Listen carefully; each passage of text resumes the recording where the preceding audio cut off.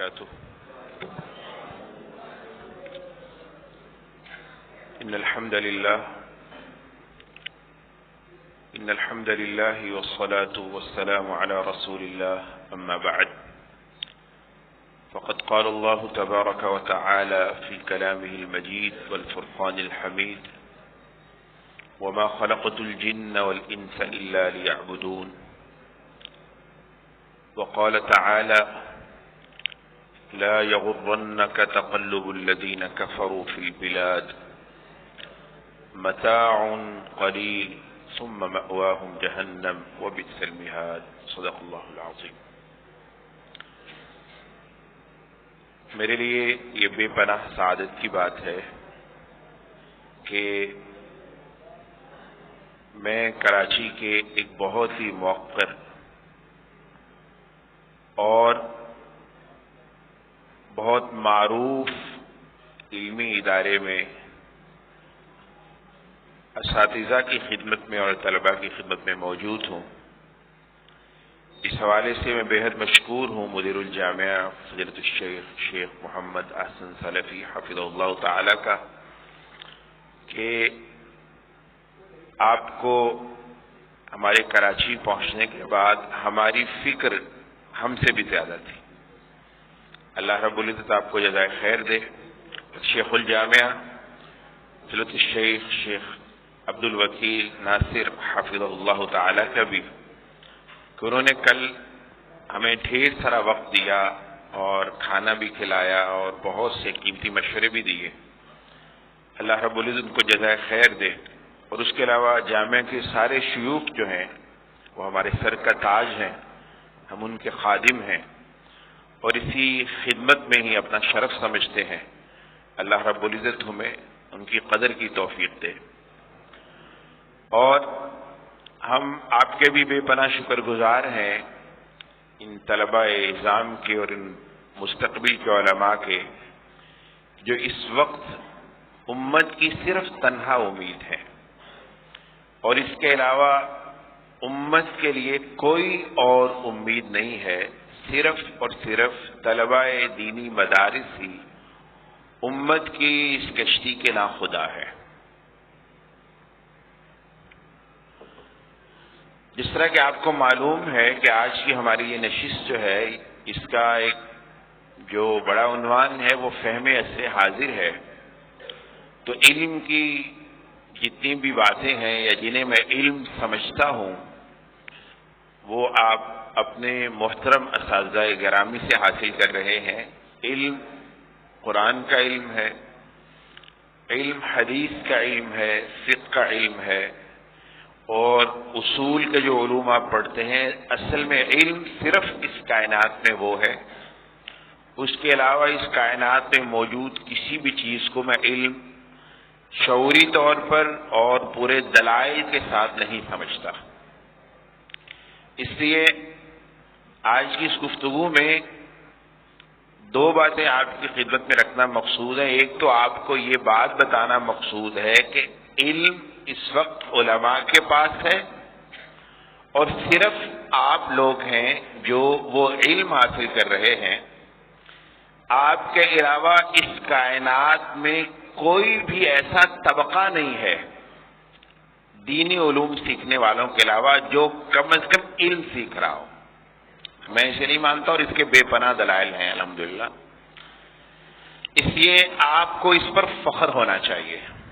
شیخ الاسلام محمد ابن عبد الوہاب رحمہ اللہ نے علم کی جو تعریف کی ہے اصول الثلاثہ کے شروع میں، علم کیا ہے؟ معرفت اللہ تعالی و رسولہ بالادلہ، اللہ اور اس کے رسول کی معرفت دلائل کے ساتھ یہ علم ہے اور وہ آپ کے پاس ہے یا علماء کے پاس ہے. اس کے علاوہ کوئی چیز علم نہیں ہے. اور بدقسمتی سے اس وقت وہ چیزیں جو علم نہیں ہیں اسے علم کا درجہ دے دیا گیا ہے اور یہ صرف پچھلے 200 سال سے ہوا ہے. اور ہمیں آپ کو بتانا آج کی مجلس میں صرف یہ ہے کہ وہ علم نہیں ہے، آپ اس مروبیت اور تعصب سے باہر نکلیں. کیونکہ ہمارا موضوع ہے آج کے ایک طالب دین جو ہے اس کی تیاری کیسے ہو. تو اس حوالے سے ایک بات آپ کے ذہن میں پورے طور پر پختہ ہونی چاہیے کہ علم صرف آپ کے پاس ہے، اور جو ہم آپ کو کچھ بات عرض کرنا چاہ رہے ہیں وہ کیا ہے کہ آپ کے اوپر اس بات کو کھولنا چاہ رہے ہیں کہ پاکستان، امریکہ، یورپ، پوری دنیا کی جتنی بھی یونیورسٹیز ہیں یا انسٹیٹیوشن ہیں یا کالجز ہیں یا اسکول ہیں، ان میں جو علم دیا جا رہا ہے وہ علم نہیں ہے. اور یہ بات آپ کو اس طرح معلوم ہونی چاہیے کہ آپ ان سب اصحاب علم جو سمجھتے ہیں اپنے آپ کو پر ترس کھائیں، ان کو بیچارہ سمجھے، آپ ان سے مروب نہ ہوں. ہم میں سے کوئی بھی شخص عالم جو ہوتا ہے وہ کسی بھی ایسے شخص جو اپنی 5-7 ڈگریاں بتاتا ہے ساتھ، تو ہم سمجھتے یہ ہیں کہ یہ شخص تو بہت صاحب علم ہے اور اپنے آپ کو ہم اس کے سامنے بالکل بے دست و پا سمجھتے ہیں. علماء کی یہ شان نہیں ہے. آپ ذرا ایک قرآن کریم کی آیت پر غور کیجئے. اللہ رب العزت فرماتے ہیں کہ وَلَقَدْ آتَيْنَاكَ سَبْعًا مِنَ الْمَثَانِي وَالْقُرْآنِ الْعَظِيمِ، ہم نے آپ کو 7 مثانی دیا اور قرآن عظیم دیا. آپ جانتے ہیں اس سے مراد سورۃ فاتحہ اور قرآن کریم ہے. اس کے بعد کیا گیا؟ یعنی جس کو قرآن مل جائے اور سورہ فاتحہ میسر آ جائے، اس کے بعد پھر اس کا مقام اور درجہ یہ ہوتا ہے کہ لا تمدن عینیک الی ما متعنا بہ، کہ جب یہ کسی کو دولت میسر آ جائے اس کے بعد کائنات میں موجود کسی چیز کی طرف نگاہ مروبیت سے دیکھنا یہ اس کے شأن شان نہیں ہے، یہ قرآن کی توہین ہے. اور اللہ کی توفیق سے آپ کے پاس جو دولت ہے یہ صرف کہنے کی بات نہیں ہے، یہ کہنے کی بات نہیں ہے، یہ حقیقت ہے کہ دنیا کی سب سے بڑی دولت آپ کے پاس ہے. مثال کے طور پر آپ فرق دیکھیں نا کہ اس وقت دنیا میں جو بھی موجود علم ہے جس کو لوگ علم کہہ رہے ہیں اس کا اصل سورس شیطان ہے. اس کا میں ثابت کروں گا، اس کا اصل سورس ابلیس ہے. اور آپ کے پاس جو موجود علم ہے اس کا اصل سورس اللہ کی ذات ہے. اب اس کا مقابلہ کیسے ہو سکتا ہے؟ لہذا علماء دین کو پہلی بات یہ ہے کہ مروبیت کی لبادے کو اب اتار دینا چاہیے، اور اب ان کو دنیا کے رہنما بن کر اور دنیا پر ترس کھاتے ہوئے ان کو سمجھانا چاہیے کہ جو تمہارے پاس ہے تم بہت عرصے سے جو سمجھ رہے ہو تمہارے پاس علم ہے وہ علم نہیں ہے. تو یہ ایک بنیادی تمہیدی بات ہے. اس کے بعد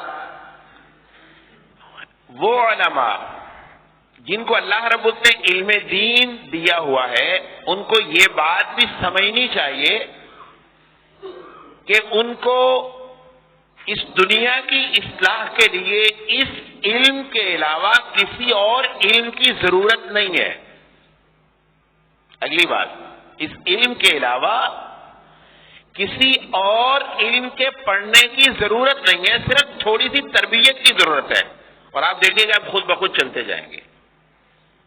مثال کے طور پر اس دور میں جتنا بڑا باطل قائم ہے، میں آپ کو یہ وضاحت کر دوں کہ اس وقت اسلام کے مقابلے میں جو باطل کھڑا ہوا ہے، آپ کو پتہ ہے اللہ رب العزت کا یہ اصول ہے وَكَذَلِكَ جَعَلْنَا لِكُلِّ نَبِيٍّ عَدُوًّا مِنَ الْمُجْرِمِينَ، کہ ہم نے ہر نبی کے دشمن بنائے ہوتے ہیں. مجرمین میں سے ان کے دشمن ہوتی ہیں، ان کے خلاف ایک جماعت کھڑی ہوتی ہے جس کو ہم اللہ کی جماعت کو حزب اللہ کہتے ہیں اور شیطان کی جماعت کو حزب الشیطان کہتے ہیں. تو ہر دور میں حزب اللہ ہوتی ہے، ہر دور میں حزب الشیطان ہوتی ہے.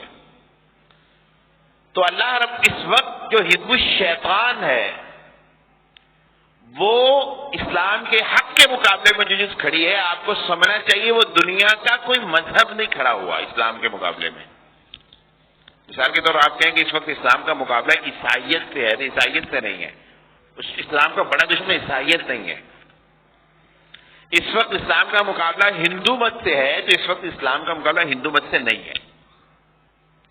اس کی وجہ یہ ہے کہ دنیا میں ایک اتنا بڑا باطل موجود ہے جو ہندو مت کو بھی نگل چکا ہے، جو عیسائیت کو بھی نگل چکا ہے، یہودیت کو بھی نگل چکا ہے، وہ بدھ مت کو بھی نگل چکا ہے، ہر مذہب کو نگل چکا ہے. ایک مذہب جو اس کے سامنے کھڑا ہے وہ صرف اسلام ہے جو اس کے سامنے کھڑا ہو رہا ہے، اور اس کو نگلنے کی کوشش کر رہا ہے لیکن نگل پا نہیں رہا. اور وہ جو باطل ہے اس دور کا وہ اصل میں ماڈرنزم ہے، جدیدیت ہے. آپ دیکھیں نا، اگر اس باطل کا کتنا یعنی وہ سر چڑھ کے بولتا ہے. اگر آپ کو ہندو مت کا کچھ اندازہ ہے تو ہندو مت جو ہے وہ جس چیز پر کھڑا ہے وہ بنیادی طور پر ذات پات کا نظام ہے. ذات پات کا نظام جو ہے یہ ہندو مت کی بنیاد ہے. بنیاد اس لیے ہے کہ ہندو مت کا تصور کائنات یہ ہے، ان کا عقیدہ یہ ہے کہ کائنات کا وجود اصل میں آیا ہے برہما کے ٹوٹنے سے. برہما ٹوٹا تو کائنات بنی. اب برہما کی ایک شخصیت بناتے ہیں، اس کہتے ہیں اس کے کئی حصے تھے، اس کا سر تھا، اس کا سینہ تھا، اس کا پیٹ تھا، اس کے پاؤں ٹانگیں تھیں. وہ کہتے ہیں مختلف حصوں سے مختلف ذاتیں دنیا میں وجود میں آئی ہیں. سب سے بہترین ذات جو ہے وہ برہمنوں کی ہے، جس کا تعلق برہما کے سر سے ہے. اور سب سے بری ذات شودر ہے جو برہما کے پاؤں سے بنے ہیں. یہ ہندو مت کا تصور ہے. لیکن ماڈرنزم نے اس وقت ہندو مت کو یہاں پہنچا دیا ہے کہ اس وقت آج کے دور کا ہندو جو ہے وہ اپنے اس عقیدے پر شرمسار ہے.